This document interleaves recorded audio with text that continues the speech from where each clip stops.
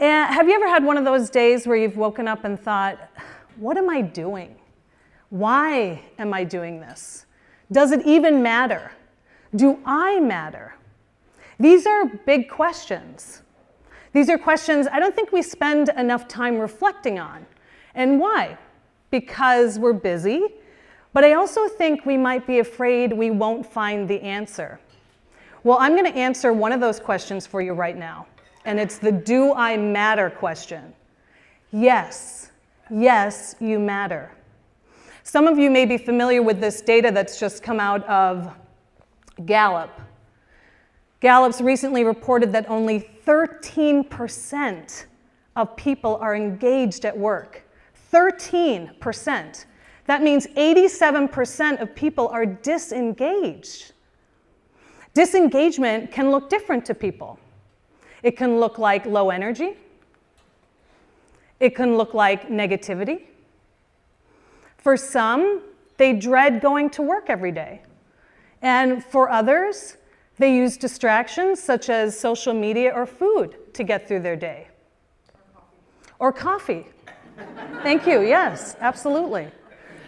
And what I've observed is at the core of the disengagement is a feeling that they don't matter. They don't know where they fit into the big picture of what the company they work for is creating. So they feel dispensable and invisible. And that can actually contribute to feelings of unworthiness.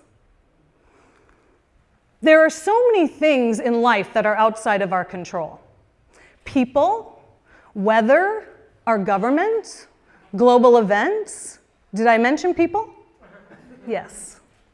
But what is in our control is our depth of self-awareness that actually impacts how we see the world around us.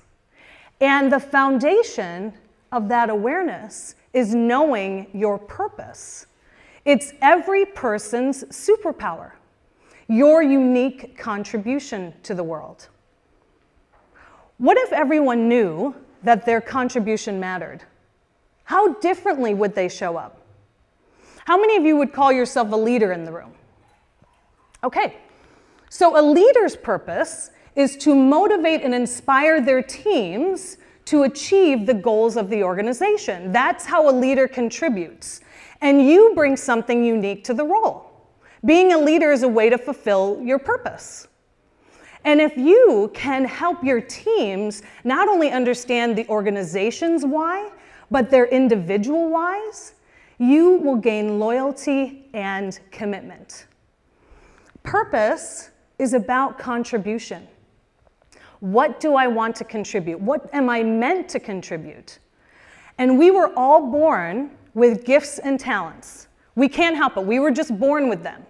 And then over time, we gain skills and expertise and even experiences, all that help shape our purpose, our why. There was a question as we came in, a networking question about your unique gifts and talents. And I just want to make sure that you guys had a chance to really think about that, because I don't think we talk about our gifts and talents enough. I think it sounds like bragging, and it can feel egotistical. So what I'd like you to do is turn to the person next to you, and I want you to share one of your unique gifts and talents, and I want you to brag as if your life depended on it. Go. Okay, I'm going to bring you back. Come on back. I love how excited everyone was to share their gifts and talents. Come on back. Come on back. Okay, so nobody wants to stop talking about their gifts and talents. Obviously, that felt really good. Did that feel good? Did it feel good? Anyone feel weird? Oh, this is a very confident group. They like talking about their gifts and talents. I'm so happy. Well, good. So now that you've had an opportunity to get that out of your system and you're clear on that, the other part that we look at with our purpose are our skills and expertise that we've developed over time. It can be related to your education, maybe a trade. It could be connected to a talent. So for example, for me, I was born with the gift of, some people could say the gift of being obnoxious, or comfort being on stage, performing. I've always liked to perform, and I ended up being a theater major in college. But then as I got into my work life, I ended up learning the skills of speaking and facilitating. So think about that for yourself. What are the skills and expertise that you've developed over time? Because this can be part of your purpose. And then the other part of your purpose is about your experiences. We all have very unique experiences. Some may have been difficult, but they are all part of our story. There's a nonprofit that I volunteer for here in Minneapolis called the Brand Lab. And they are committed to diversifying the marketing and advertising industry. So their goal is to have the industry reflect the marketplace, because the industry has typically been a very white industry. So they go into the Minneapolis schools and they teach about marketing. And those students who show an interest can apply for a summer internship. And the big companies participate: 3M, Cargill, Target, and then a lot of the marketing agencies and advertising agencies in Minneapolis. So these are students that wouldn't necessarily get exposure to this, and they're students of color and diverse socioeconomic backgrounds. And I'm in my 8th year of teaching them about their personal brand at the beginning of the summer as a way to prepare them for their internships. And we spend a lot of time talking about their purpose. And I share some of the things that I've shared with you tonight to help them get there. And we talk about experiences, because these young people have had some incredible experiences already at their young age. And so I share an experience that I had at a young age that was one of the most challenging experiences of my life, but ended up helping me discover my purpose. And it's the story of being 21 and a junior in college and finding out I was pregnant. It was a hugely devastating and challenging moment for me. I'm the oldest of 5 kids. My dad is here tonight. He's my business partner. And I'd always done things pretty much by the book, or at least as far as my parents knew. But this was something I couldn't hide. And I was not a young woman that really fantasized about getting married and having kids, probably because I'm the oldest of 5 kids, and that looked insane. So finding out I was pregnant just threw me completely for a loop, and all of a sudden I was that girl. Well, I didn't know what to do. It took me a long time to think about and figure it out, and I thought my only option was to parent. And so I spent many months thinking about that and trying to figure out what that would look like.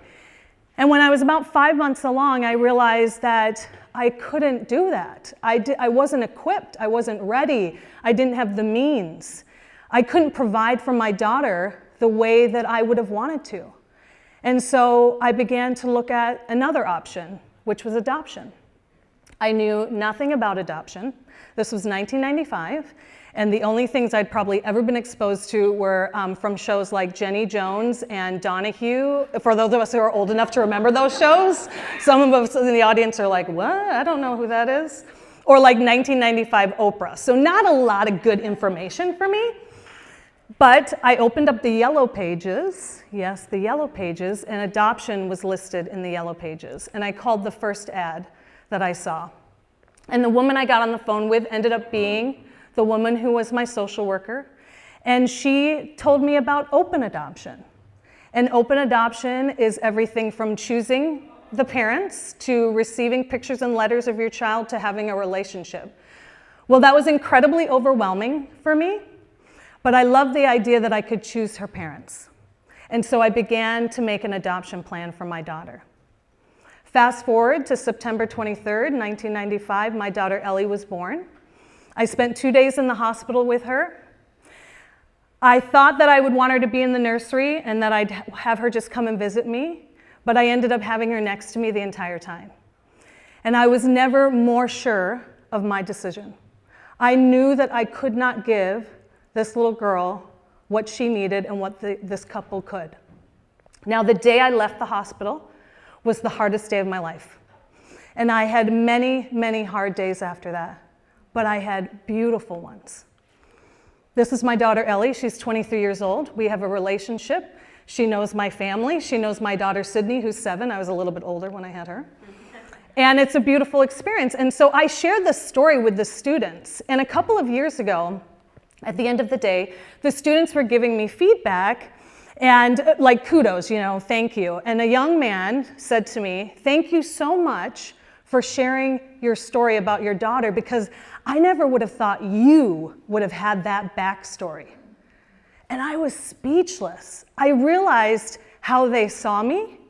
They saw me as the successful white woman with no backstory. And I said to them, every single person has a backstory. Never feel shame about your backstory, because in fact, it's your backstory that can lead you to your purpose. What are you meant to contribute? What gifts and talents were you born with unique to you? And what experiences have you had that upon reflection, you realize you went through to help others? What lights you up inside? Your gifts and talents, combined with your skills and expertise, combined with your experiences, equal your purpose. There are many definitions of success, and if success for you means happiness and fulfillment, remember that the happiest and most fulfilled people are those who on a daily basis contribute their gifts and talents to something they believe in. You matter, and we need you. Thank you.